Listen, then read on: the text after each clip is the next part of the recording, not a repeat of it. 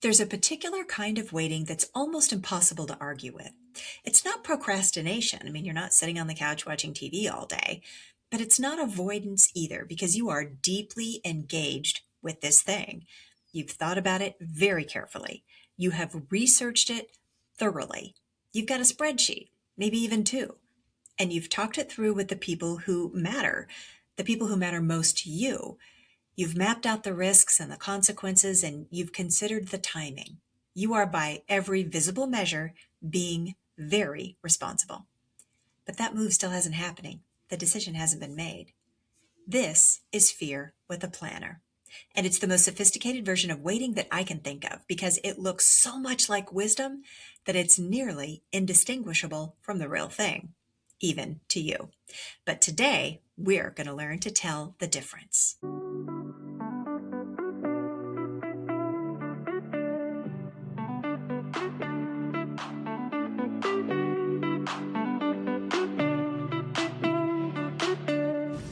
Welcome to How to Lose the Weight, the podcast for women ready to stop waiting for someday and live life now.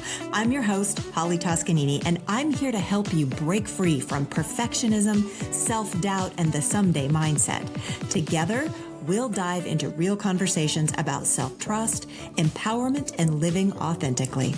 If you're ready to reconnect with your intuition and step into your power, you're in the right place. Let's lose the weight and start living fully right now.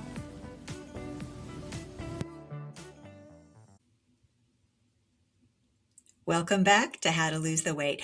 I'm Holly Toscanini, and we are in week 4 of the W.A.I.T Weight Framework series. We've named the inner council and the permission givers, the research loop, and the someday cycle. And each of those patterns has a flavor of avoidance that once you see it, you can't unsee it. And today's pattern is the hardest one to see because it doesn't always feel like avoidance at all. It feels like diligence. Fear with a planner is what happens when legitimate caution and genuine responsibility get borrowed by fear and kind of used as a cover. The planning is real, the research is real, and the care is real. The fear is also real, and it's the thing quietly kind of running the show. So we're going to break this down. We're going to distinguish responsible waiting from fear-based waiting and use 2 tools from the Unwaiting Method, micro moves, and the brave sentence method to start moving through it. So what does fear with a planner actually look like? Let me describe the pattern in a little detail because being able to recognize it is the first step here, and this one is going to require a little precision. Fear with a planner shows up as thoroughness, as due diligence, as being the person who has thought of everything. It looks like extensive research before any real commitment, long lists of pros and cons that never quite resolve, needing just one more talk before deciding, or waiting to have every single variable accounted for before you get started, and a deep, genuine belief that a little more preparation will eventually produce the perfection and certainty needed to take action. But here's the thing. None of those behaviors are really a problem. Thoughtfulness is valuable. Research is useful. And considering the consequences, well, that matters. The question isn't whether you're doing these things. It's what's driving you to do them. See, responsible preparation has a destination. It's gathering specific information in order to make a specific decision. And there's a natural end point, a moment where you've got everything you need and you move. Fear-based preparation has no end point. It has a moving horizon, and every answer just generates more questions. Every piece of information reveals yet another gap. Every conversation brings up another consideration that has to be taken into account. The preparation isn't building toward a decision. It's substituting for one. And the real giveaway is this. The amount of information gathered is wildly disproportionate to that which the decision actually requires. You have researched a career pivot with the thoroughness of a doctoral dissertation. You've analyzed a relationship decision from more angles than a NASA engineer. And you have prepared for a creative project so completely that you could write the manual before writing the actual thing. My friend, this is not preparation. That is very well-organized way of just not getting started. And here's what makes this pattern particularly hard to catch, especially for women over 40. We have spent decades being the responsible one, the one who thinks things through, the one who doesn't act impulsively, the one who considers the impact on everybody else before she makes a move. That is genuinely a strength. It's also, in this context, the disguise that fear wears so convincingly because it borrowed that outfit from something real. The planning is real, the care is definitely real, and the fear underneath it, using both of those things as a cover, is also real. So, how do you tell the difference between fear-based and responsible waiting? Well, this is the really practical piece because the distinction matters enormously. Not all waiting is fear. Some waiting is genuinely wise. The goal isn't to eliminate deliberation, it's to be able to tell honestly which kind you're in. So here are 4 ways to distinguish them. The first is whether the preparation has an end condition. Responsible waiting has a specific answer it's looking for. I'm waiting until I have X information, and then X is defined, it's findable and finite. Fear-based waiting doesn't have a defined end. It has a feeling it's looking for, usually certainty or confidence or readiness, and those feelings don't get to you through research. They arrive by taking action. The second is whether the goalposts continually move. If you've met the conditions for being ready and you're still not taking action, that's a signal. Responsible waiting ends when those conditions are met. Fear-based waiting never really ends. It just finds new conditions. Now, the third is the body check. When you sit quietly with the decision, not the research, not the planning, just the actual choice, what do you feel? Responsible waiting tends to feel like patience, like sitting with complexity, like genuine uncertainty that will resolve with just a little more information. Fear-based waiting tends to feel like a tight chest, a held breath, a low-level dread that the planning helps you not really notice. If you feel relief when you go back to researching and discomfort when you sit with just the decision itself, that's your body communicating something pretty important. And I want to spend a moment here because this piece matters more than it might seem. Your body is not separate from your knowing. It is your knowing, the most honest, least edited version of it. Your mind can rationalize, reframe, and build an airtight case for almost any position. Your body's a little harder to argue with. The tightness, the held breath, that flatness that arrives when you stop planning and just sit with the thing itself, that's not anxiety to be managed away. That's just your intuition trying to get through the noise.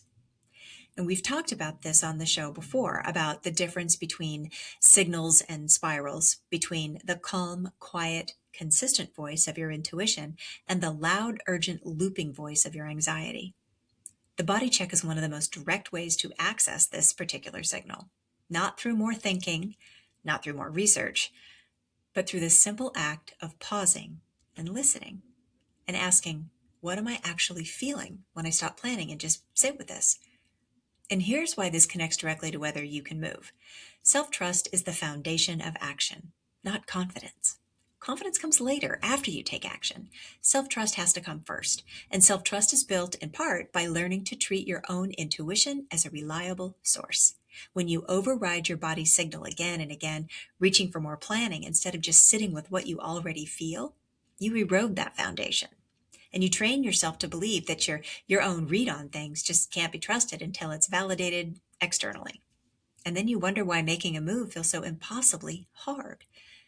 The body check isn't about becoming reckless or impulsive.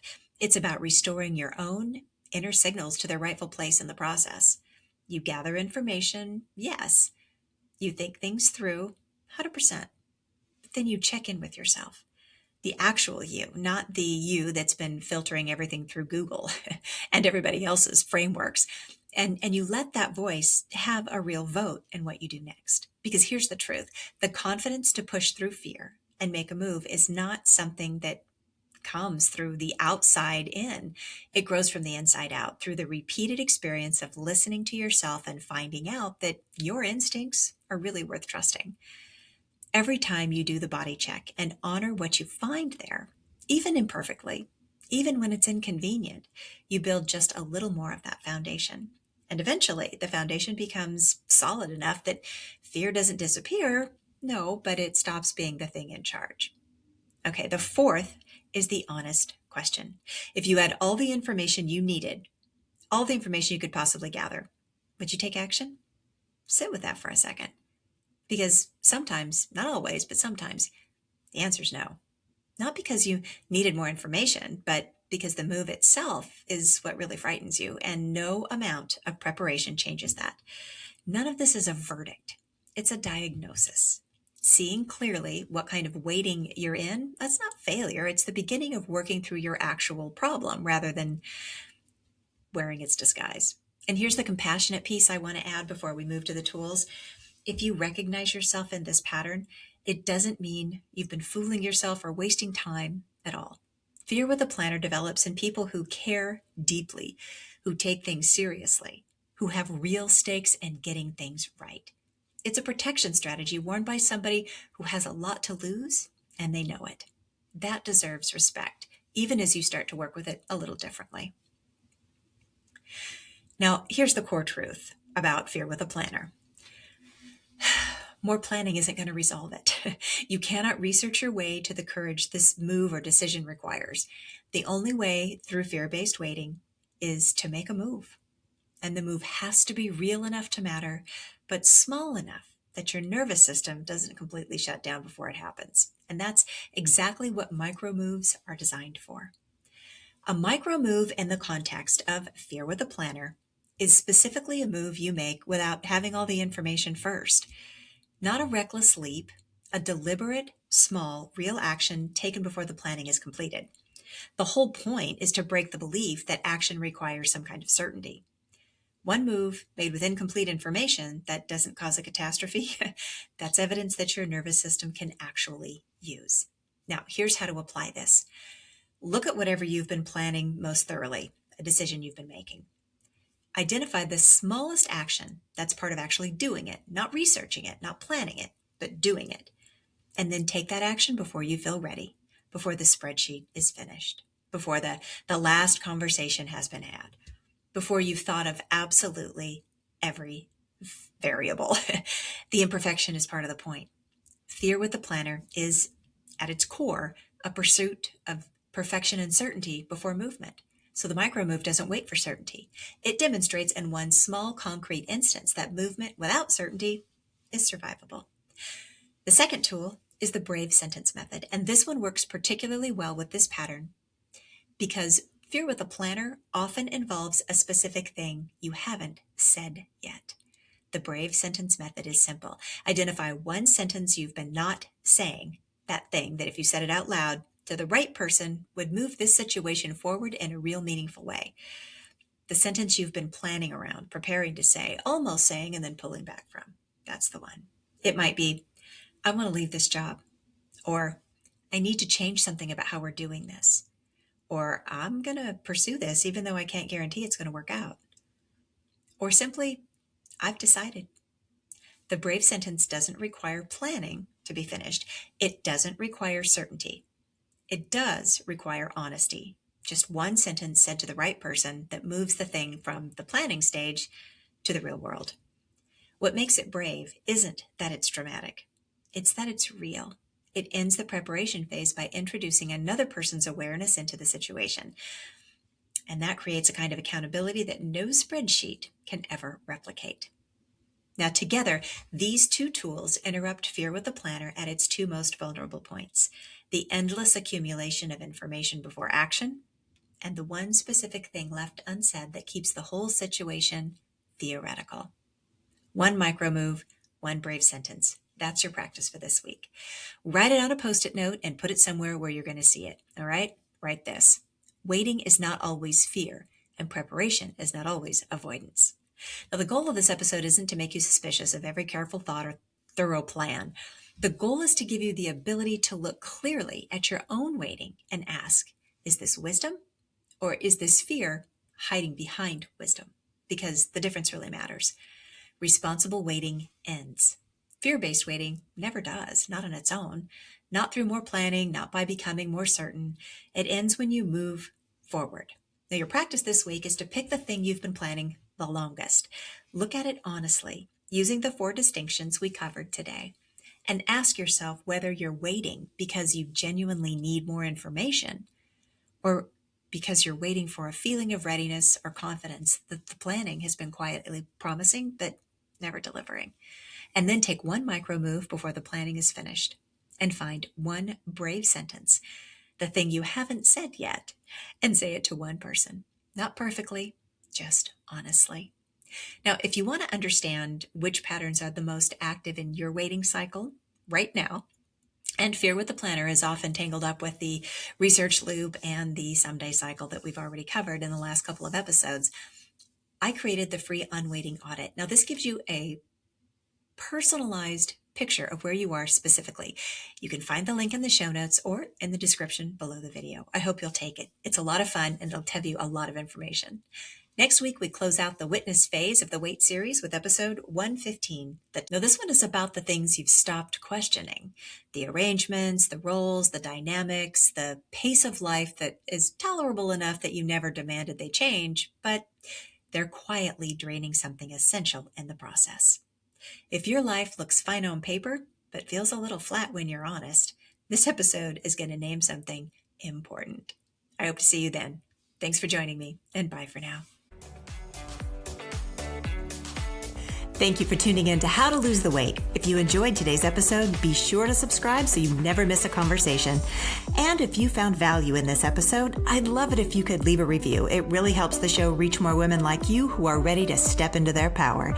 For more insights and inspiration, follow me on Instagram at Holly Toscanini or visit hollytoscanini.com. Until next time, remember, stop waiting and start living.